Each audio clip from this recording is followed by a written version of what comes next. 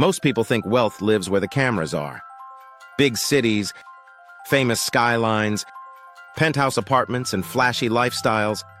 Places like New York, Los Angeles, Miami, Dubai. And yes, there is money there, a lot of it. But that's not where hidden wealth concentrates. Hidden wealth doesn't want attention. It doesn't want traffic, paparazzi, influencers, or headlines. It wants control, privacy, stability, and long-time horizons. And because of that, it gathers in places most people completely overlook. Let's start with an uncomfortable truth. The louder a city is about money, the less hidden the wealth usually is. Flashy cities attract people who want to be seen. Hidden wealth attracts people who want to disappear.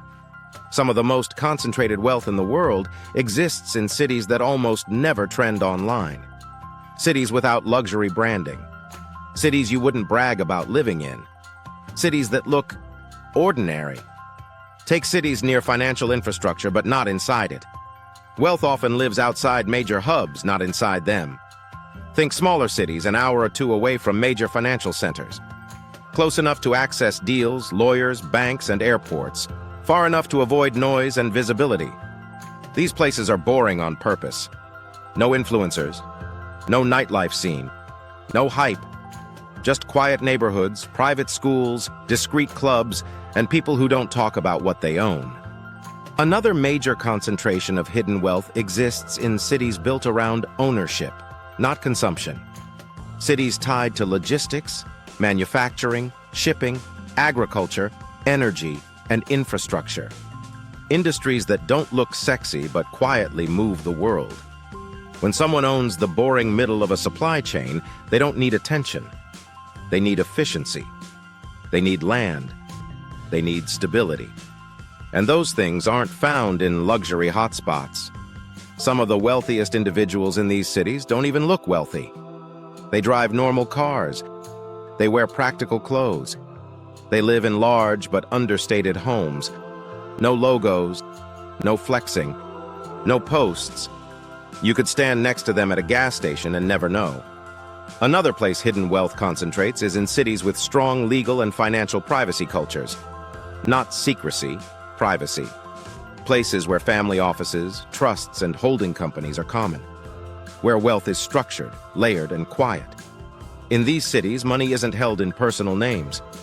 It's held in entities, foundations, trusts, operating companies, real estate groups. The people themselves stay invisible by design. Hidden wealth loves cities with good airports and bad reputations. Cities people assume are nothing special. Cities outsiders underestimate. That's a feature, not a bug. Because attention raises prices. And hidden wealth hates inflated prices driven by hype. Some cities quietly accumulate wealth because they're comfortable, predictable, and safe. Not exciting, safe. Strong schools, stable politics, reliable utilities, long-term planning. If you think like a person trying to protect wealth over generations, that makes sense. You don't need excitement. You need consistency. There's also hidden wealth in cities dominated by old money rather than new money. Places where families have owned land, companies, and assets for decades or centuries. Where wealth didn't arrive recently, it settled in slowly.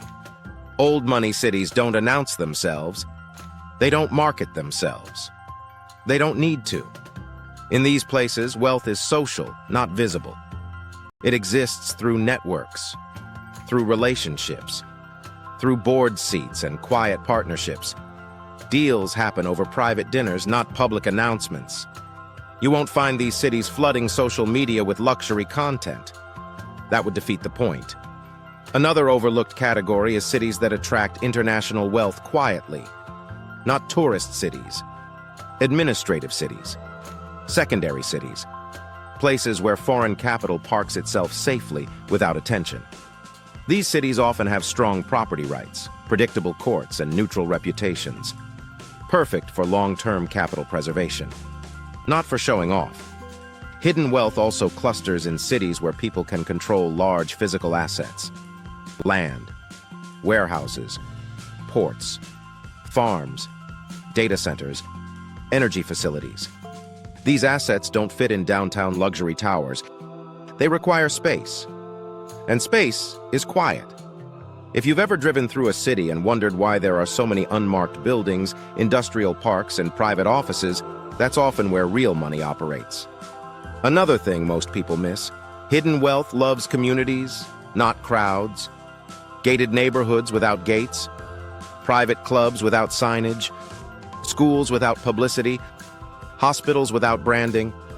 The social infrastructure matters more than the skyline. And here's a key point: hidden wealth doesn't cluster randomly. It follows incentives, tax structures, regulation, stability, and culture.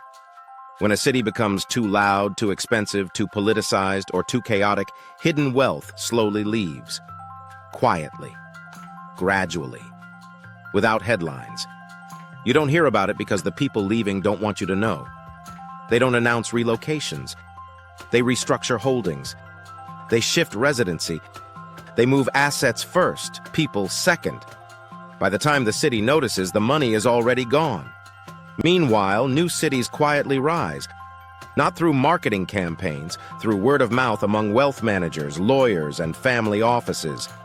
That's how hidden wealth moves, not through trends, through whispers. So if you're wondering why some cities feel strangely expensive without obvious luxury, or why certain places seem calm despite massive economic activity, that's usually a sign. Hidden wealth doesn't want you looking at it.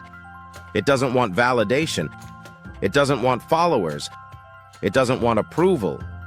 It wants longevity. And the cities where it concentrates reflect that mindset perfectly. Quiet, boring, stable, underestimated. And that's exactly why the most powerful money in the world chooses them.